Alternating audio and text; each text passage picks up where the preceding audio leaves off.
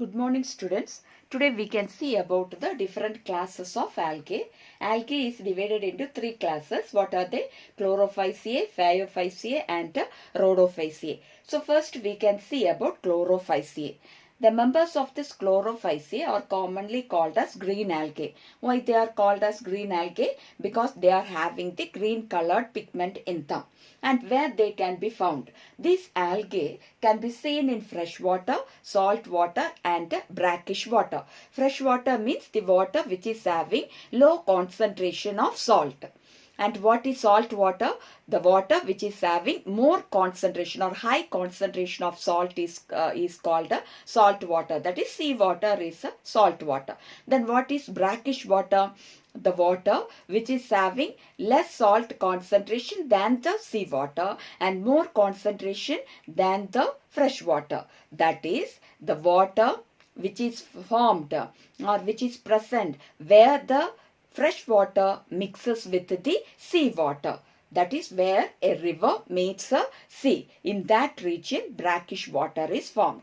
Okay, so it is having more concentration of salt than the fresh water and less concentration of salt than the sea water. That is brackish water. So in all these water bodies, we can see this green algae or Chlorophyceae. Okay, now when we see about the plant body, they can be unicellular, colonial or filamentous. Normally we have seen unicellular algae are kept under kingdom Protista, but in some of the books even till now such two kingdom classification is followed. Okay, yes, so here it includes unicellular algae, that is algae which is having a single cell. For example, Chlamydomonas, chlorella, these are all single celled algae. Okay, so they can be unicellular or they can be colonial. What is meant by colonial? They form colonies.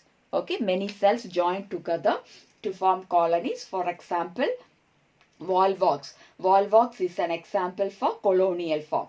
Then some are filamentous in nature. Filamentous means long thread-like structure. Their body will be formed of long thread-like structure, that is filamentous. For example, Spirogyra, Eulothrix, these are all filamentous forms. Okay, so the plant body can be unicellular, colonial or filamentous. Okay, now when we see the color of this algae, already we have seen they are commonly called as green algae, isn't it?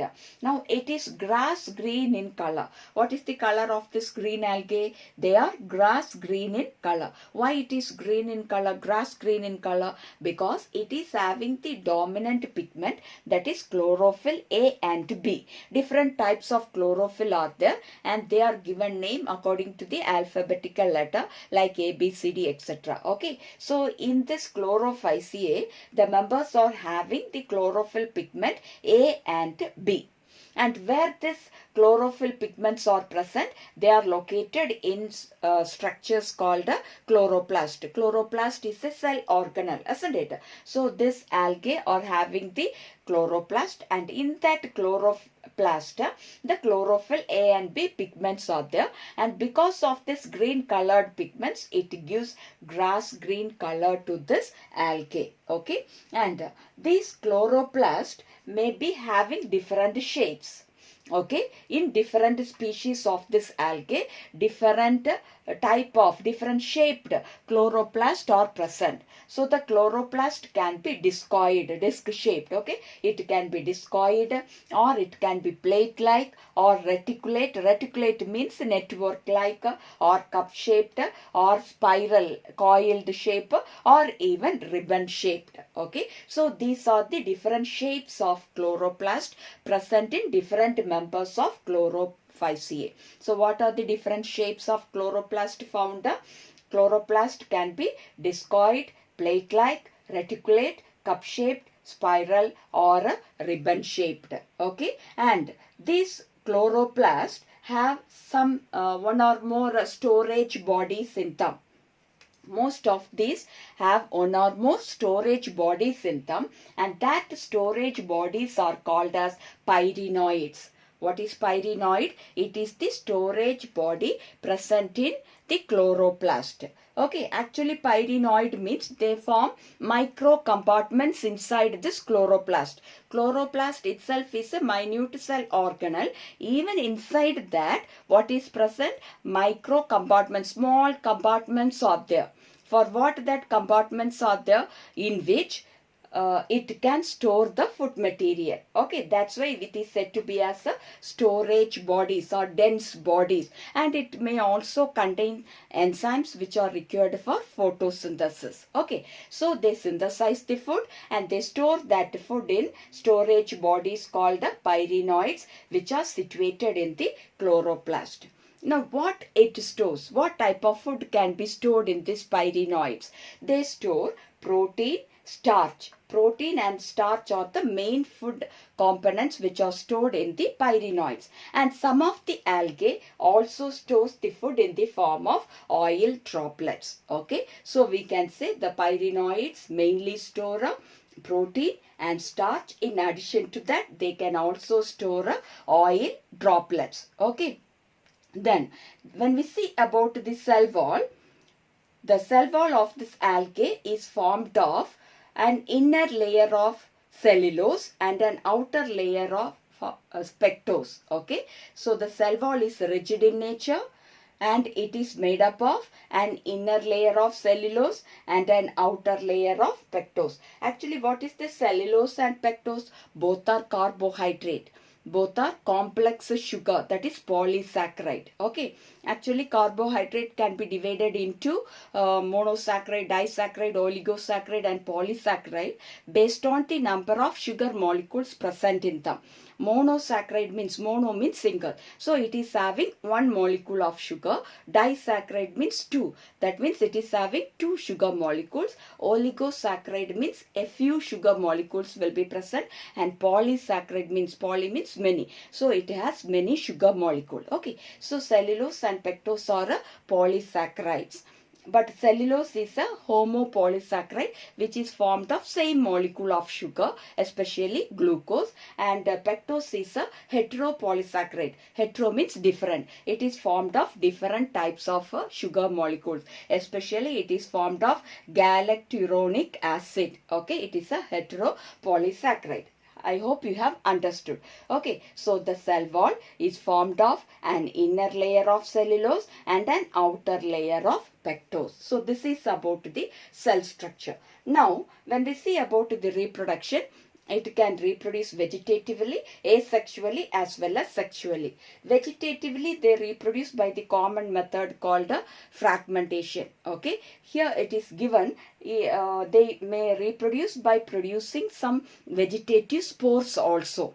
Okay, what is this fragmentation? Fragmentation means the body will be dividing into pieces and each fragment will develop into a new thallus or into a new algae. Okay, so that is fragmentation. So mainly vegetatively they reproduce by fragmentation and sometimes even by producing spores. And asexually they reproduce by producing different types of spores, and common one is the zoospores, which is the common spore which is produced asexually. It is the zoospores, and they are produced in structures called zoosporangia. Okay, zoosporangia is the structure in which the zoospores will be produced. That is how they reproduce asexually.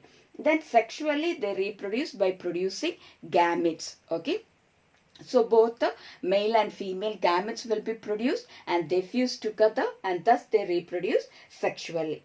Okay, so what are the types of fusion seen in algae? That is, it can be isogamous, anisogamous or oogamous. What is isogamous? Fusion between two gametes which are similar in their size, isn't it?